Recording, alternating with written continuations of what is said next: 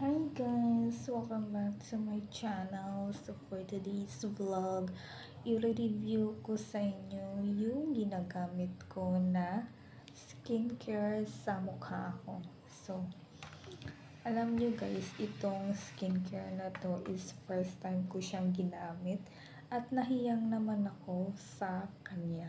So, ano ba yung tinutukoy ko is this is maintenance set. So, meron na siyang foam wash, meron na siyang toner, meron na siyang serum at sunscreen. So, ito, nakita ko lang to sa TikTok. So, yung may-ari pala nito guys is si Chris Clerego. So, kung kilala nyo siya, isa siyang um, mommies na rin. So, may dalawa siyang anak. So, ano ba yung ginagamit ko? Is yung maintenance set. So, ito siya guys. So, bali, apat siya. Ito. Ayan. Apat siya na set. So, first is itong gagamitin mo. It's up to you guys kung morning nyo ba siyang gagamitin or sa gabi. Basta once in a day nyo lang siyang gamitin. First is yung facial foam wash. So, may nakalagay siya na glass skin guys. O, ayan. Glass skin. So, actually ito, hindi ko talaga everyday na ginagamit siya. So, tingnan niyo yung face ko. Hindi pa naman siya masyadong perfect. Pero, at least nahiyang ako sa product na to. So, next is yung gagamitin yung foamy wash talaga to siya guys. Foamy wash. Next is yung toner. Ito. Ang kinagustuhan ko rin to sa product na to is mabango talaga siya. At pwede talaga to siya sa mga pregnant woman. So, next is yung toner. Ayan. Toner. Next is yung sunscreen. Actually, 10 grams lang siya, guys. Meron siyang SPF 50 PA+++. So, ito siya. Ito siya, guys. So, first, depende kasi na morning or evening mo siyang gagamitin before ka matulog. Sa akin, depende kung kailan akong hindi tamarin mag skincare. So, first is syempre yung ito facial wash.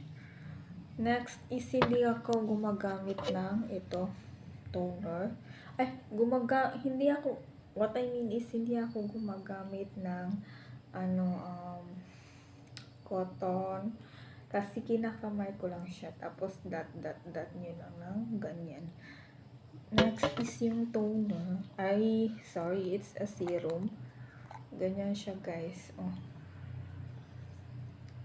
Tapos na kasi akong gumamit kanina. As in kahit 3 drops lang siya. Kahit 3 drops lang siya sa face ko, kasya na siya. Then next is yung sunscreen. Hindi naman kayo maglagay na as in yung basa pa yung mukha nyo. Syempre I think mga 3 minutes pag na-absorb na talaga sa face nyo. Tsaka nyo siya ilagyan ng next. So, apat lang naman siya. Mabilis lang naman siya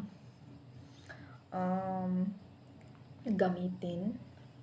Tapos, ang kinagandahan pa nito kasi hindi siya nagbabakbak sa mukha nyo. Kasi maintenance set siya. Actually, before, gumagamit ako ng rejuvenating, pero I think twice lang siya.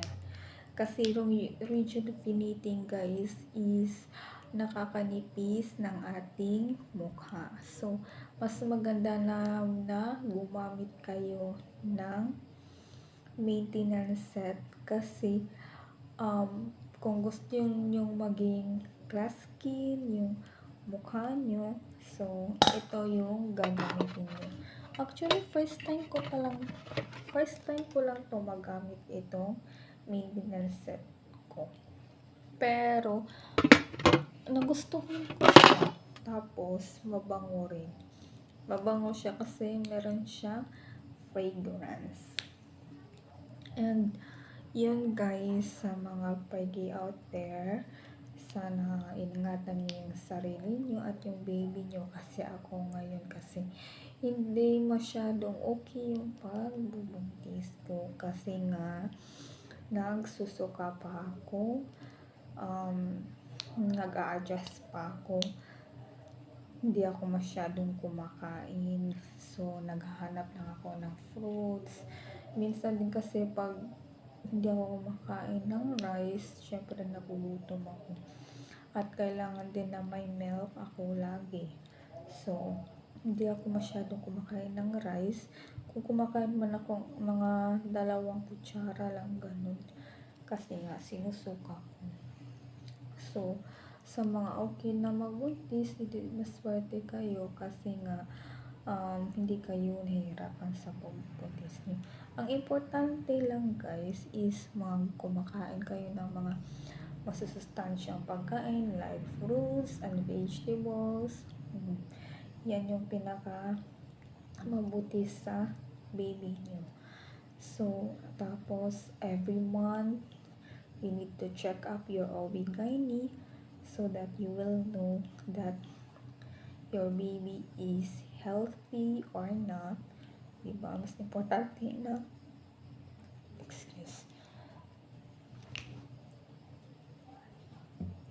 magpa-check up sa OB/GYN kasi sila kasi yung nakakaalam kung ano ang dapat gawin.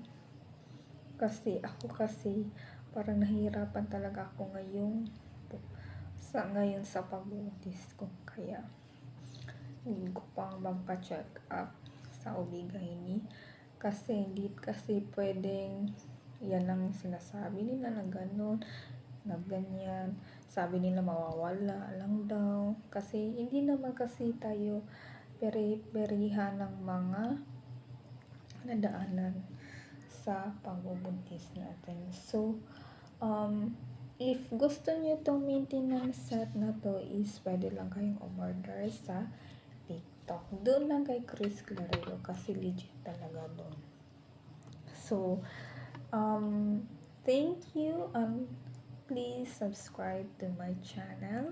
So see you in my next video guys. Bye.